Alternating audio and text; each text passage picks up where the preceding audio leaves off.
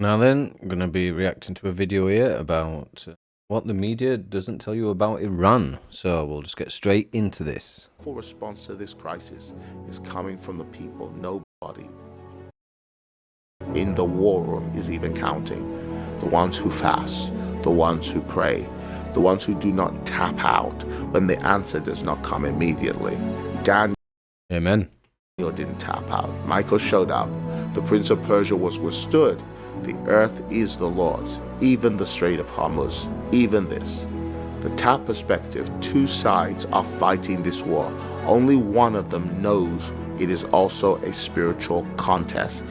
Mr. President, can you explain? Yeah, I mean, I'm not 100% sure if I'd say that the USA and everything is the actual that would represent good / Christ / God as such, because I believe some of the American government and apparatus is compromised. But yeah, we'll continue for now anyway. To us what is going on right now with the blockade in the Strait of Hormuz? Well, we're going to be blockading. It'll take a little while, but it'll be effective pretty soon. And we had meetings yesterday. They, as you said, lasted 21 hours. That was a long meeting. We had some very, very good representatives, as you know, JD and Steve and Jared. So we were well represented, but we didn't get there on the important issue. They want to have nuclear weapons. They're not going to have nuclear weapons. I've been saying that for 30 years. I would never allow that to happen before I was in politics. And that country will not have nuclear weapons. Most countries shouldn't be allowed to have, but that country will not have nuclear weapons. I want you to understand what you just watched, not the politics, definitely not the... I mean, I would broadly agree with Trump there as well, that there are certainly many countries we don't want to have nuclear weapons. Maybe not delve into that more thoroughly in a minute. We'll see. We'll keep the emphasis on Iran if we can. Weapons. I want you to understand what you just watched, not the politics, definitely not the spin, the full picture. Because what's happening in the Strait of Hormuz right now is one of the most significant geopolitical and economical, and might I say spiritual events of the last 100 years. And most people watching the news are only seeing the surface. TAP community, tapped in, welcome back. If you're new here, stay with me. Some of you will tap out when we get to the deeper layers because maybe you can't handle it, but that's fine. This is not for... Yeah, I mean, I probably won't use the entire video. I'll probably tap out myself at some point, but I don't want to cannibalize his whole video anyway. We'll keep it rolling. Everyone, but if you stay for the full tap, you will leave this episode with understanding, I mean deep and profound understanding that most heads of state currently don't even have. So let's go. Let's go then. Let me start where most news channels never start, with the geography, because if you don't understand the geography, nothing else about this conflict will... I mean, I will say I've looked at videos of the geopolitics of Iran and even though it's not in the Middle East, you know, the Middle East area generally. So I'm broadly aware. Make any sense to you, and you'll be twisted by the news. The Strait of Hormuz is a narrow channel of water, is 33 miles wide at the narrowest part, sitting between the country we now call Iran on the north side and Oman and the United Arab Emirates on the south side. Through that gap is 33-mile gap. Every single day, approximately 20 million barrels of oil pass through. That is roughly 1 in every 5 barrels of oil, consumed anywhere on Earth, every single day. Now let me make... Yeah, because as far as I'm aware as well, it's not just Iran that ships from that through that strait. It's the other sort of Gulf states that are on that side, as far as I can remember anyway, like Kuwait, Iraq, also use it, I believe, to some... Well, not Iraq, I think, because I believe Iraq is actually cut off from that coast by Kuwait. So I do correct myself there, but we'll continue. Make this a little bit personal so we can bring it home. The petrol in your car, that is the Strait of Hormuz. The gas heating your home in winter, Strait of Hormuz. The price of food in the supermarket, again, because the trucks that are need diesel to deliver it is run through the Strait of Hormuz. Your energy bill going up, that is the Strait of Hormuz. This is not a... Yeah, it is. It's correct. even if it is just 1 in 5 barrels, that still has a knock-on effect throughout the entire economy, meaning that everybody's fuel more or less becomes more expensive. A Middle East problem alone. It's not isolated there. This is a you problem right now. And it's been that way long before this week's headline. Now let me give you the history they skip in school. Iran was not always called Iran. The name Iran only became official in 1935. Fun fact, before that, for most of recorded human history, this was known as Persia. Yes, correct. And Persia was not a small country on the edge of the world somewhere. At its peak, the Achaemenid Persian Empire was the largest empire the ancient world had ever seen. It stretched from modern-day Greece and Egypt in the west all the way to the borders of India in the east. 50 million people, that's roughly 44% of the world's population at the time, lived under Persian rule. This civilization gave the world the first declaration of human rights in the fascinating Cyrus Cylinder, written around 539 BC. That is 2,000 years before the Magna Carta. And here's the fact that most Western commentators never even mention. Cyrus the Great, the Persian king, is the only foreign ruler in the entire Bible that God actually calls his anointed. Isaiah 45, God says about Cyrus, "He is my shepherd, and he will accomplish all that I please." All right, so I will say this is actually new to me. I mean, up to this point, I pretty much have known what he's been talking about, but this part I did not know. About Cyrus, "He is my shepherd, and he will accomplish all that I please." This is the same Cyrus who freed the Jewish people from Babylonian captivity. He financed the rebuilding of the temple in Jerusalem. I'm telling you this so you understand. This is not a nation without spiritual significance. This is perhaps one of the most spiritually loaded territories on earth. And it's been fought over by every empire for precisely. Yeah, and this is exactly the issue with the Israel-Palestine thing at the minute, is that it's such a long history, and people only want to maybe look at like certain parts of it, quite recent parts, at least like within the last 100 to 200 years, and like focus on that part. Yeah, so with a lot of these nations, what we now would call countries, there's quite a long storied history of immense complexity. Even our country, the United Kingdom, our history is very complex. When you talk to some other people from other countries whose history isn't quite as long and storied, and then that is, I can understand how these countries near the Fertile Crescent would also have such a even like the story history which is even more varied and long. That reason. Now let me give you the timeline of what just happened. Clearly, without spin, without CNN, MSNBC, February 28, 2026, the United States and Israel launched a military operation against Iran. And I should probably say, I may be a bit late to say in the video, but if you want to watch this without me yabbering over the top of it, feel free to check it out in the description, and then you can watch it without me talking. The stated reason is Iran's nuclear program, which was approaching weapons-grade enrichment. I would like to remind us, this is not like Iraq with the supposed nuclear weapons situation. This was literal because of Obama's deal, I believe, the JCPOA.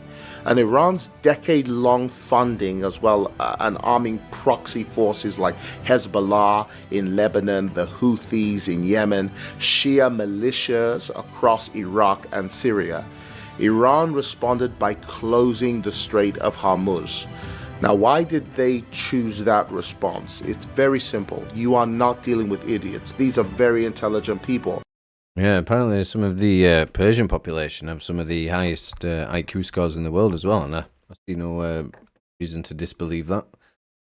They knew they could not fight the US military head-on and win, but they also knew something that American strategists either underestimated or chose to ignore. Control the strait, and you do not need to win a military war. You win an economic one. In fact, you can win a psychological. Yeah, and that is exactly what Iran has been doing to the USA at the minute. But equally, on the other side of it, the USA seems to be handling Iran somewhat with kids' gloves, because they could just wade in and blow their navy completely out of the water, to be fair, but for some reason Trump elects not to do that. And I'm not saying that's the wrong decision.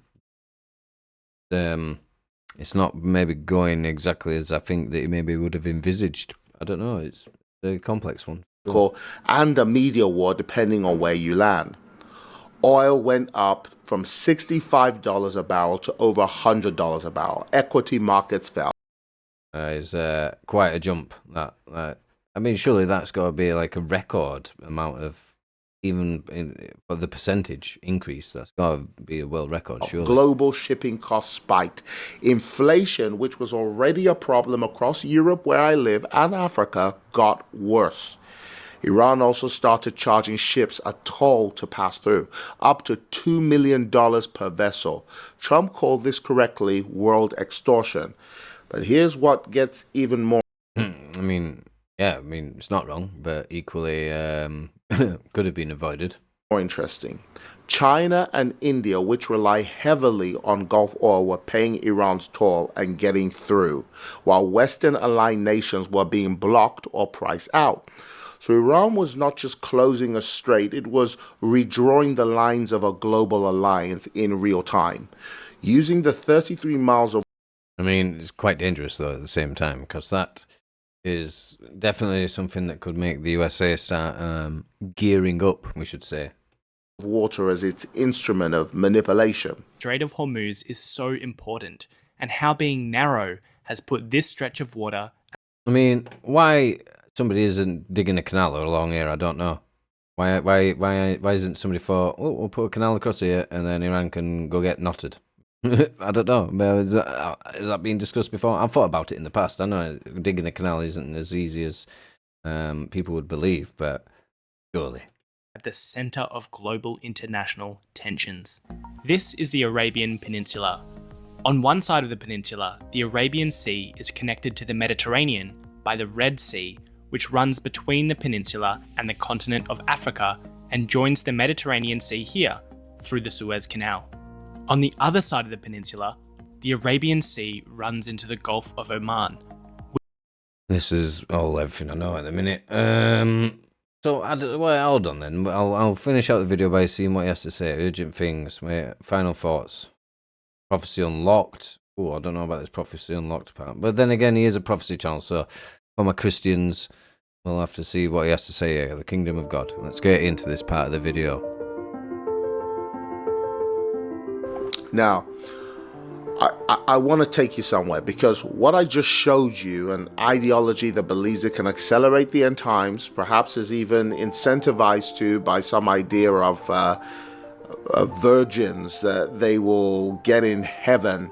To a side note, I think, is that even Muslims don't know if Muhammad made it into heaven. They don't have the same blessed assurance we have.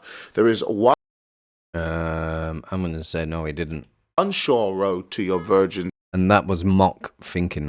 Since I came to Christ in December, I am of the firm opinion that Muhammad went downstairs in heaven, and that is to martyr yourself, to kill yourself for the sake of Allah. And I think that gives you a direct... See, it's interesting with Islam as well, because I don't think it is outright Satan worship. I don't think that when they pray to Allah, they are praying to Satan as such. Or at least it's not Satanism in that they do actual magic, because they shun magic. Satanism pretty much allows any form of magic to be accepted within the parameters of Satanism. But I do believe it is a sort of divergent path away from Christ that leads souls downstairs, unless they potentially believe that Christ was the Messiah, in which case potentially God will grant them an audience to see if they get through the pearly gates or whatever.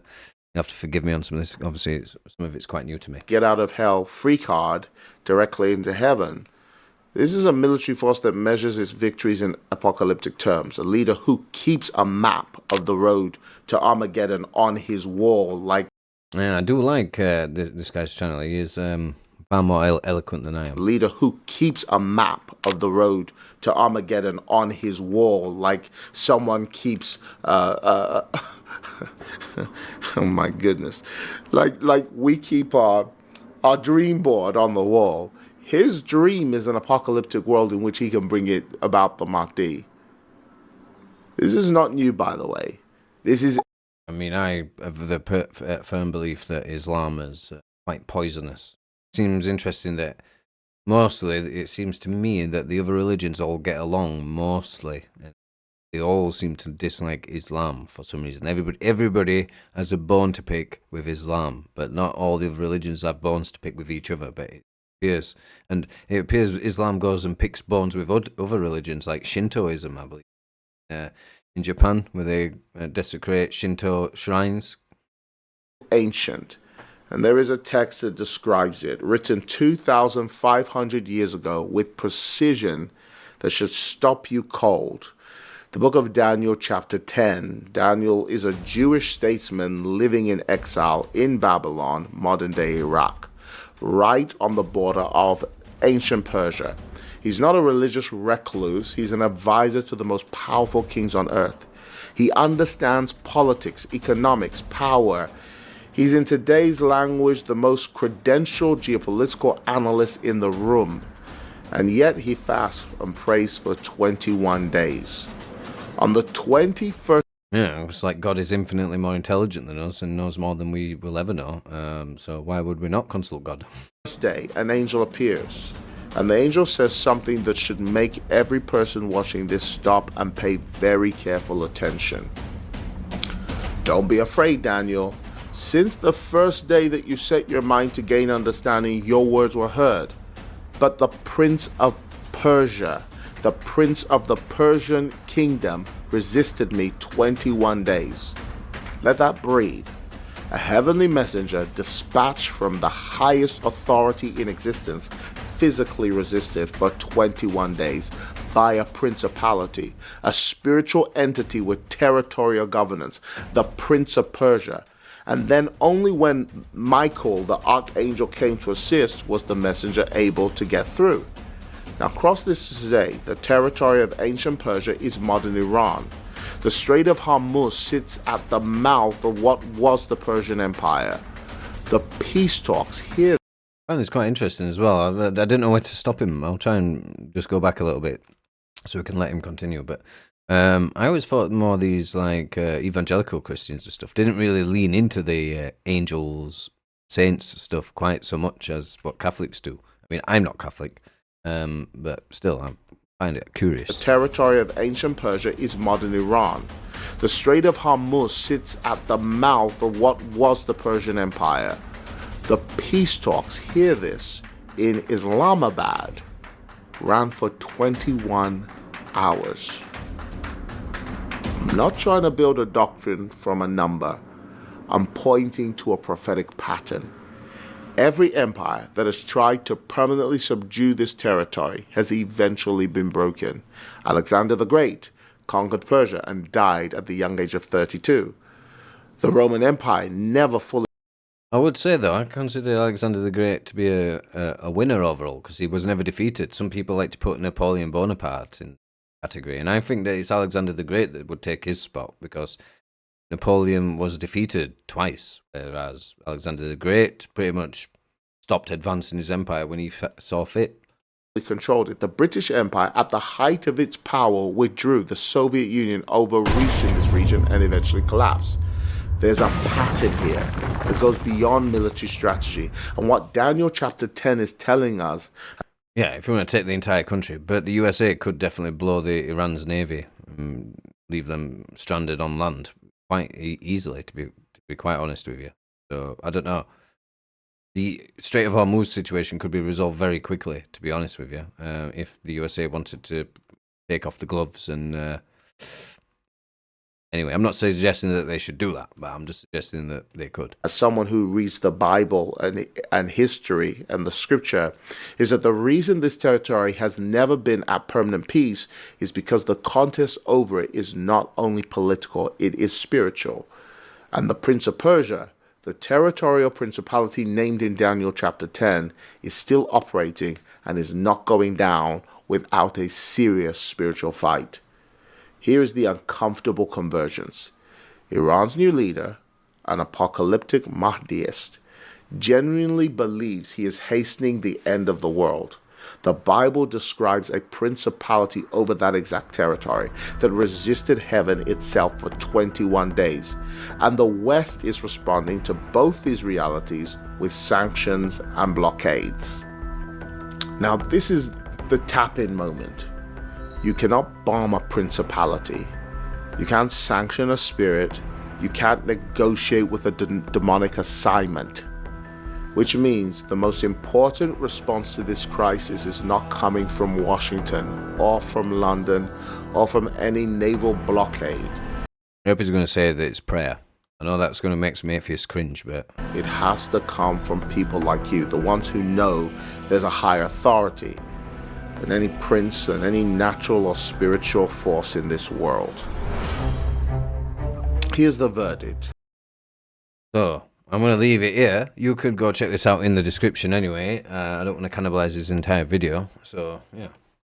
Link in the description. Feel free to subscribe to my channel and like this video on your way out, I suppose, before you go check out the end of his video. But, yeah, I'll see you in the next one.